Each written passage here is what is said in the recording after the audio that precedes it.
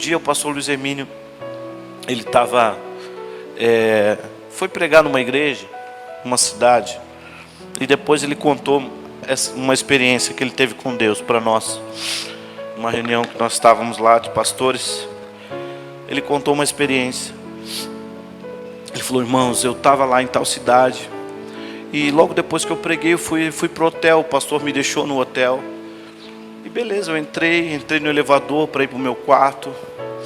E quando o elevador abriu para eu ir para o meu quarto, era um corredor, irmãos, era um hotel grande, um corredor bem comprido, e o quarto dele era um dos últimos. E quando o elevador abriu as portas, ele estranhou, porque aquele corredor estava todo escuro, era um breu, estava uma escuridão só. Ele estranhou aquela escuridão, mas o quarto dele estava lá na frente. Então ele saiu do elevador, ele deu o primeiro passo, e quando ele deu esse primeiro passo, irmãos, a primeira luz acendeu.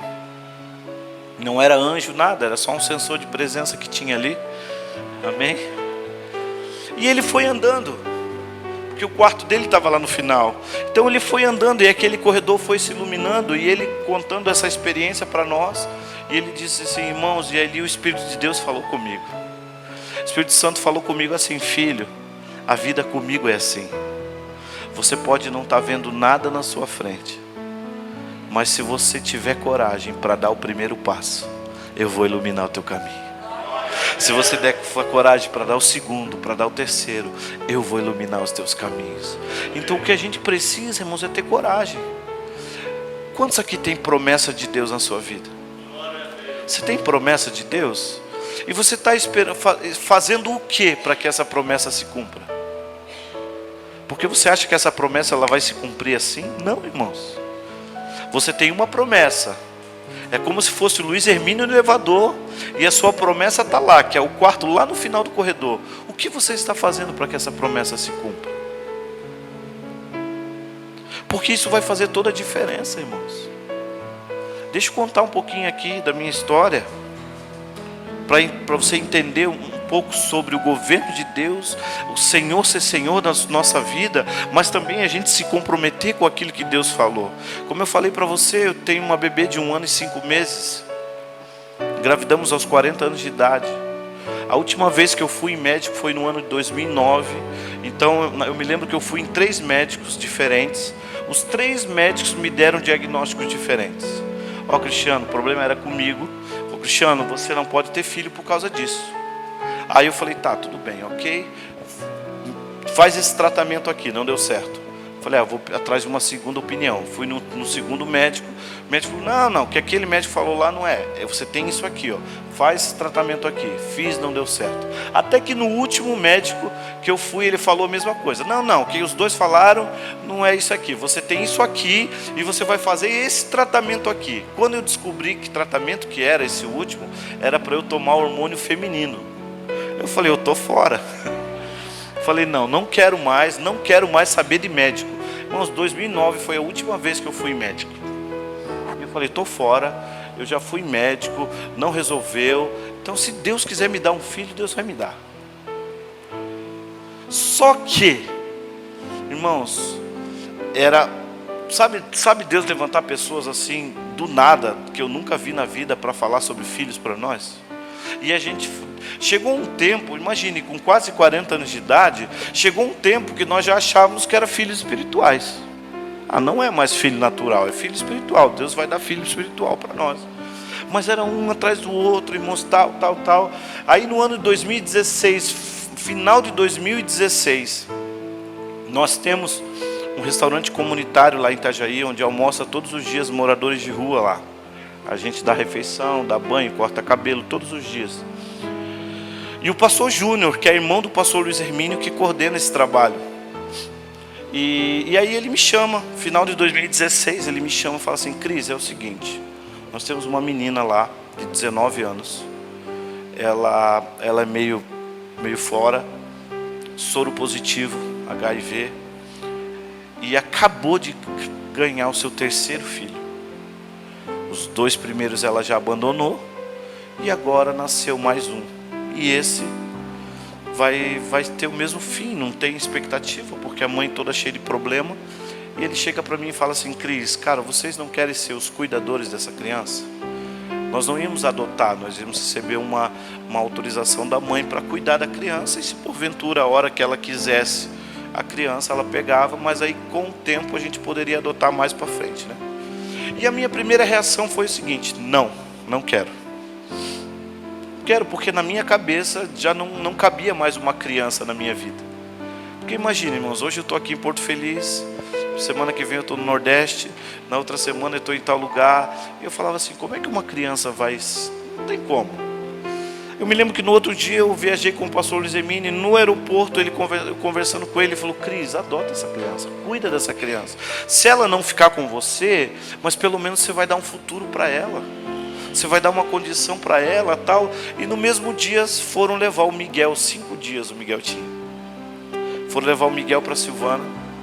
No escritório, eu me lembro que a Silvana pegou o Miguel no colo, fez um vídeo e mandou para mim.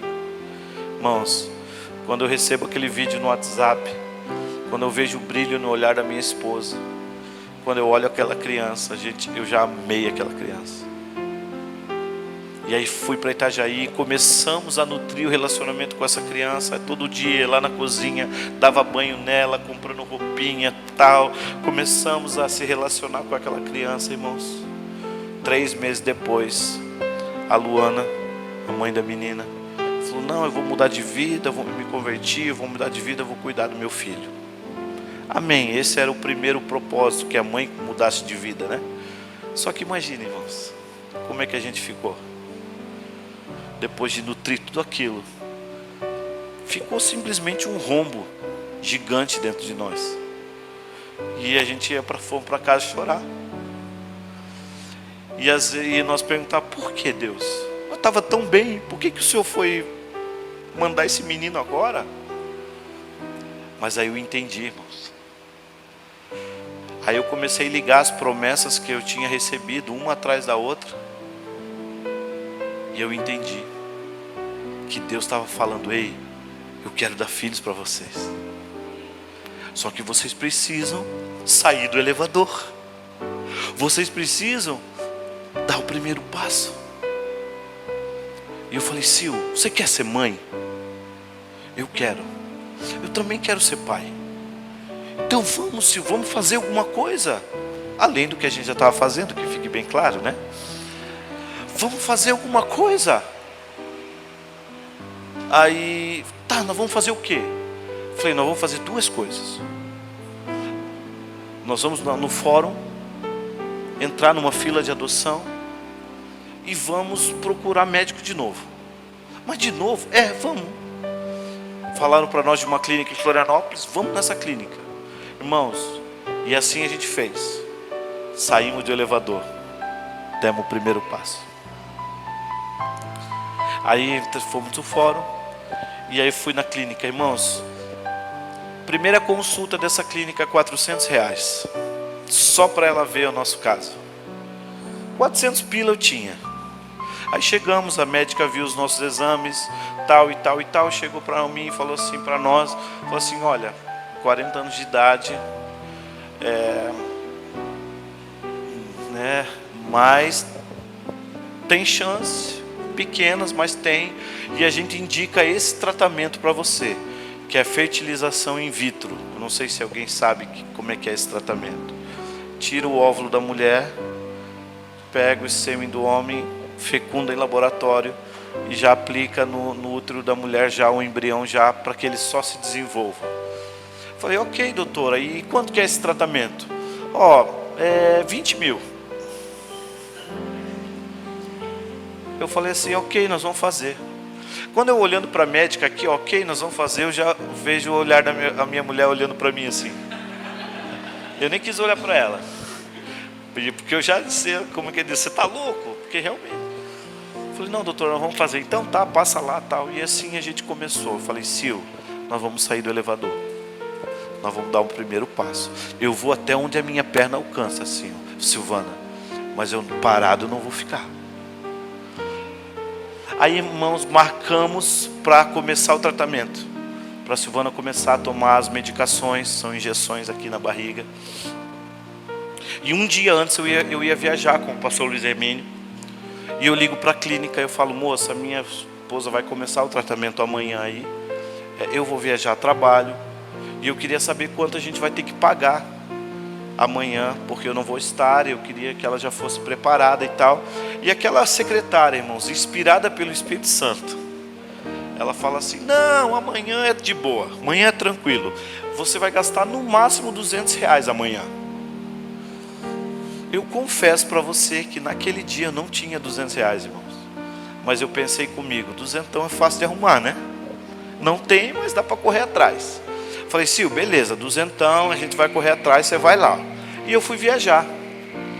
Chegou no outro dia, de manhã no aeroporto, fazendo uma conexão em algum lugar. Eu falo assim: ó, Sil, à tarde tem a consulta.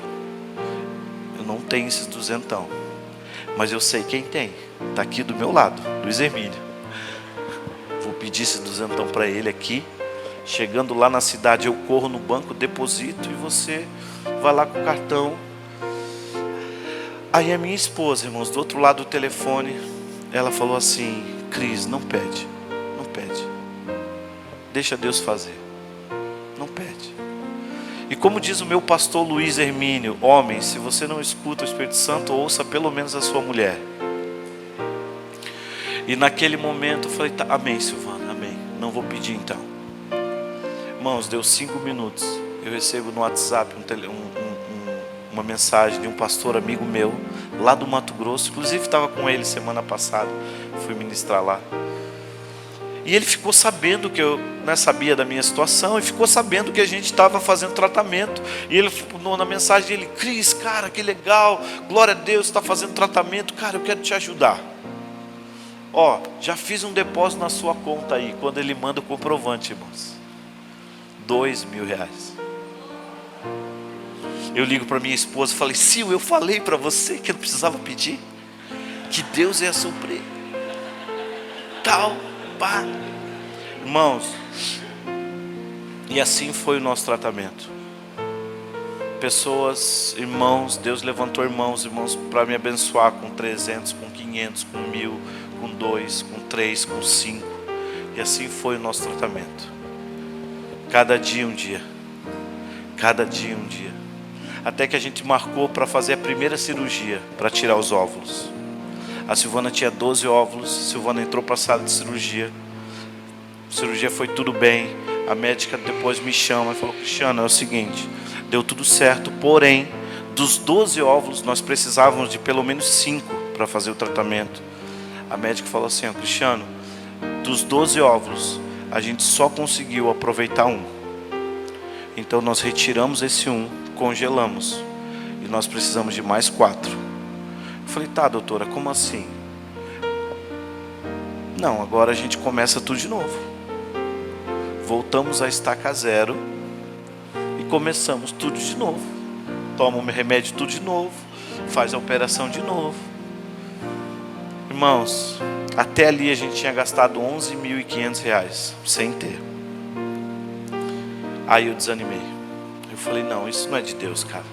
A gente está insistindo numa coisa que não é de Deus e tal. Desanimamos, irmãos. A Silvana foi para casa chorando. Eu fui para casa, porque a nossa expectativa, né? Expectativa 1.000 e tal, as coisas acontecendo, até que 0. Só tinha um que foi congelado. Era uma sexta-feira que antecedia o nosso café de pastores lá em Itajaí. E no sábado, no café, eu ia ministrar o louvor naquela manhã. E eu ministrei o louvor. E eu ministrei o louvor, falei: Deus, eu vou te adorar igual, porque o Senhor é Deus na minha vida. E fui, fiz o louvor lá. Silvana ficou em casa. Irmãos, acabou o culto do café. Uma adolescente veio me procurar, de uma outra cidade. Ela chega para mim e fala: pastor, eu preciso entregar algo de Deus para o senhor. Falou: o que foi? Enquanto o senhor estava fazendo o louvor, eu tive uma visão. Ela teve uma visão de uma ampulheta. Não sei se você sabe o que é uma ampulheta. É aquele aparelhinho antigo de marcar o tempo, que te desce, cai areinha, daí vira, cai areia, sabe? Ela falou: pastor, eu tive uma visão de uma ampulheta, pastor, e o tempo estava acabando. O tempo estava se acabando, pastor, mas antes do tempo acabar, a ampulheta explodiu. E Deus falou para mim falar para o senhor que não é no seu tempo, é no tempo dele. Continua. Irmãos, eu comecei a chorar, eu falei. Aí ela, né, toda temerosa, ela falou assim: eu não sei se isso faz sentido para o senhor. Eu abracei ela, falei: obrigado, porque faz sentido para mim. E eu cheguei em casa, eu falei: Sil, não é no nosso tempo, é no tempo dele. Por quê? Porque ele é Senhor. Ele é Senhor. Vamos continuar, Silvana. Dei a nossa história para ela. Dela bem assim: peraí. Olha para trás, tinha uma moça com um bebê de 2 anos no colo, 2 anos e pouquinho. Ela fala: fulana, vem aqui. Ela pega aquele bebê de 2 anos. Essa pastora tinha 52 anos de idade. Ela pega aquele bebê de 2 anos e pouco. Ela olha para mim e fala assim: você está vendo esse bebê? Tô. É meu. Esse tratamento que você está fazendo com 40 anos, eu fiz com 48. E olha aqui, o meu filho. E eu profetizo sobre a vida de vocês, que vocês vão engravidar. Irmãos, eu entrei no meu carro, eu comecei a chorar. Eu falei assim: Sil, Deus não trouxe a gente aqui por acaso. Deus não trouxe. Vamos continuar. E ali, irmãos, nós tivemos gás para continuar, para andar mais alguns passos naquele corredor. Aí recomeçamos o tratamento, e sempre daquele jeito, né? Não tinha dinheiro. Deus mandava aos 46 do segundo tempo, e indo, até que marcamos para fazer, irmãos, a cirurgia de novo para tirar os óvulos. A Silvana tinha 14 óvulos, nós precisávamos de 4. A Silvana entrou para a sala de cirurgia. Só para vocês terem uma ideia, naquele dia eu tinha que pagar R$8.000 de procedimento hospitalar. Entre a cirurgia, a médica, o anestesista, R$8.000. Eu saí de casa com 2 no bolso. Eu falei assim: Deus, eu só tenho 2, mas eu vou igual. Eu não sei o que o Senhor vai fazer, mas se o Senhor é Senhor da minha vida, se o Senhor está no controle, se o Senhor está me empurrando para isso, eu vou igual. E eu fui, irmãos, com R$2.000 no bolso. Silvana entrou para a sala de cirurgia. Silvana estava com o braço esticado já para receber anestesia. A médica para e fala assim: não, peraí, deixa eu só fazer uma ultrassom nela primeiro. Irmãos, a médica faz a ultrassom. De 14 óvulos, não tinha mais nenhum. Tinham se rompido todos naquela madrugada. Não tinha mais óvulo. A médica sai da sala de cirurgia, vai lá em mim na sala de espera e fala: Cristiano, não tem óvulo. Como não tem, doutora? Tinha 14. Não tem. Se romperam todos essa madrugada.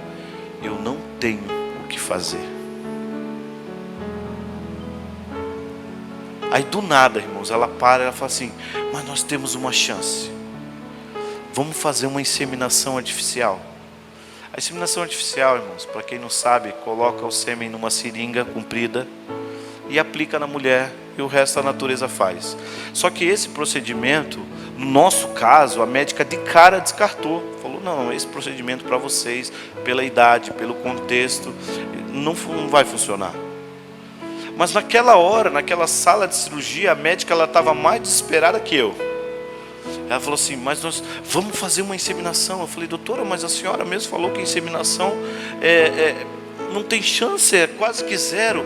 Daí ela pegou no meu braço assim e falou assim: ó, é melhor do que não fazer nada. Ou seja, andar mais um passo no corredor. Eu falei: tá, mas como é que é isso? Quanto que eu vou ter que pagar? Ela bem assim: você sabe, esses 8.000 que você tinha que pagar, você não vai precisar pagar, porque a gente não fez nada aqui no hospital. Eu vou pegar a sua esposa, nós vamos para o meu ambulatório, para o meu consultório, e a gente faz a aplicação todo lá, e você, desses 8.000, você vai pagar 2.000. Para não dizer que foi 2.000, foi 2.750. Aí eu dei 2.000, que eu tinha, dei um cheque de 750. E eu falei: ok, fechou. Irmãos, fomos para o ambulatório. Ali naquele ambulatório fizeram a aplicação na Silvana. A gente pediu licença para os médicos e ali a gente deu as mãos. Porque sabe, o nosso emocional já estava no limite. Nossa força, nós já estava sem força. A gente já não suportava mais. A Silvana, muita medicação, muito hormônio. Pra você ter uma ideia, irmãos, o hormônio que uma mulher toma num tratamento desse equivale a quase 30 vezes uma TPM. Coitadinho de mim, irmão. Porque eu não podia nem respirar do lado dela. Por que você está respirando? Tá bom. Então o nosso emocional nós estávamos totalmente no limite.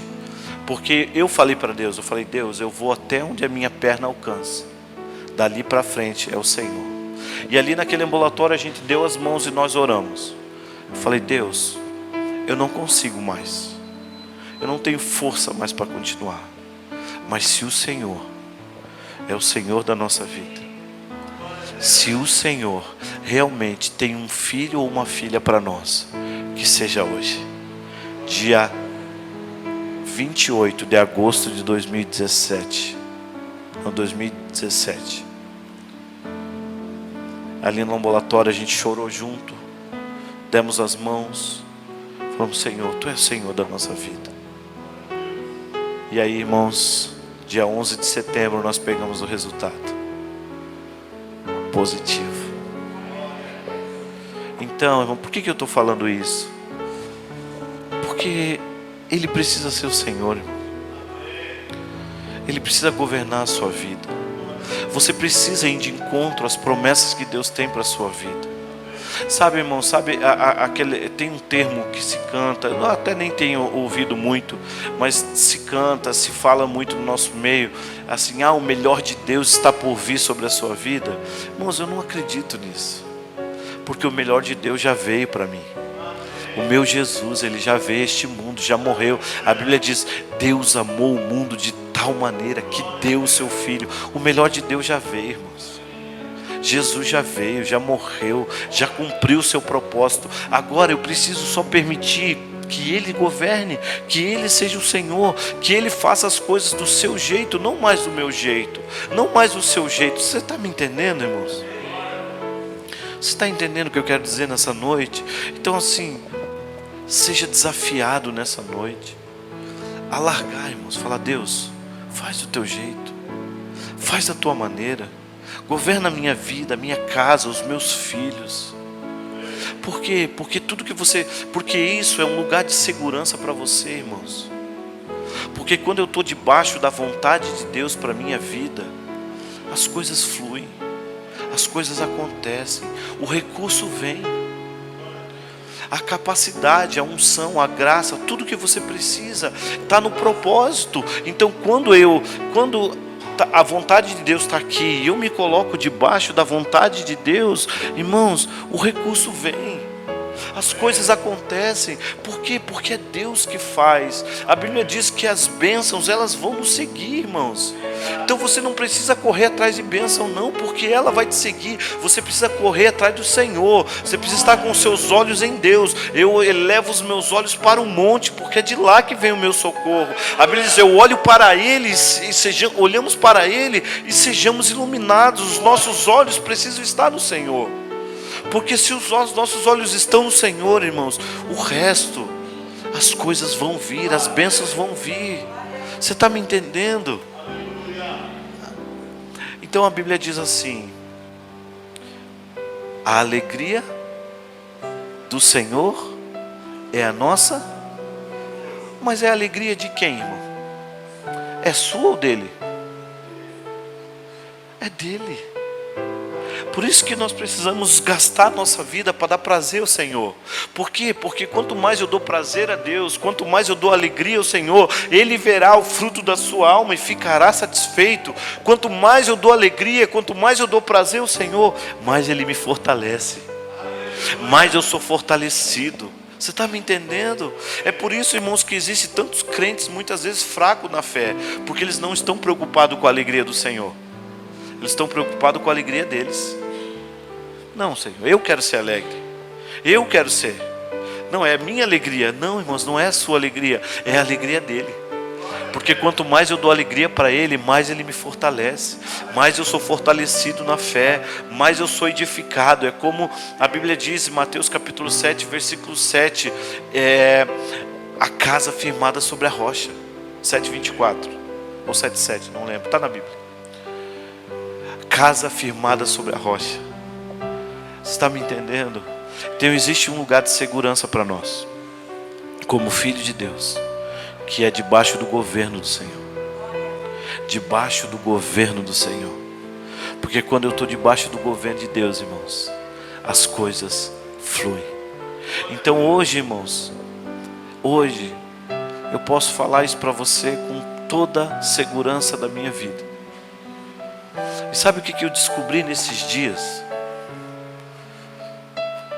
Esses dias eu falando com Deus, eu comecei a pensar, porque eu falei, pô Deus, eu estou com 42 anos de idade, eu vou ter que viver um pouquinho, né, para casar minha filha, para ver os meus netos.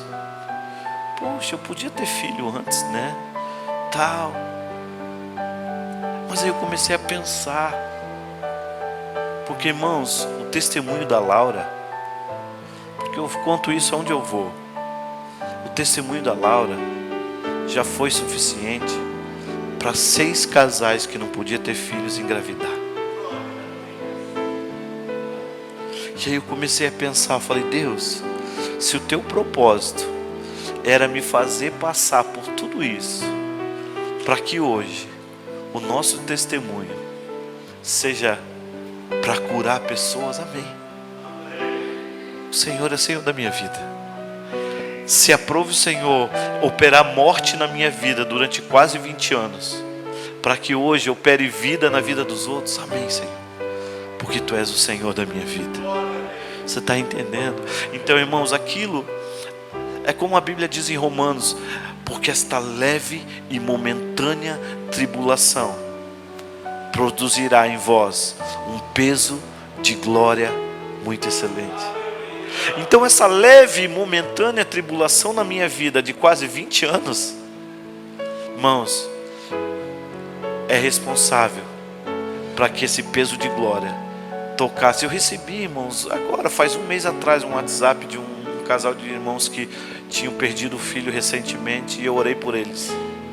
E foi tão interessante porque eu orei por eles, era um retiro de jovens, eu abracei os dois e eu falei assim, olha, ainda nessa semana, olha, irmãos, quem que fala isso, irmãos, em sã consciência?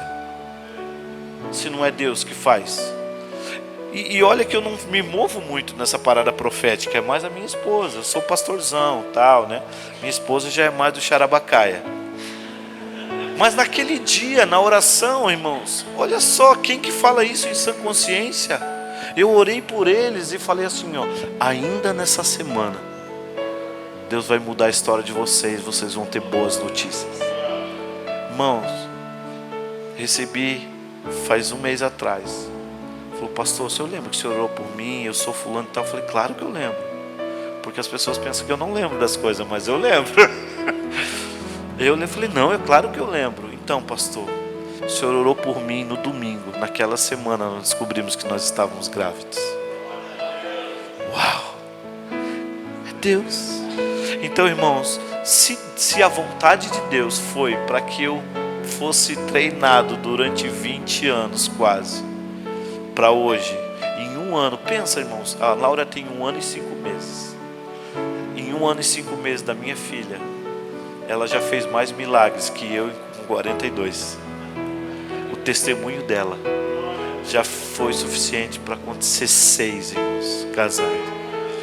Então, se essa era a vontade de Deus para a minha vida, amém, irmãos. Amém, porque a minha vida é dele, porque Ele é Senhor da minha vida.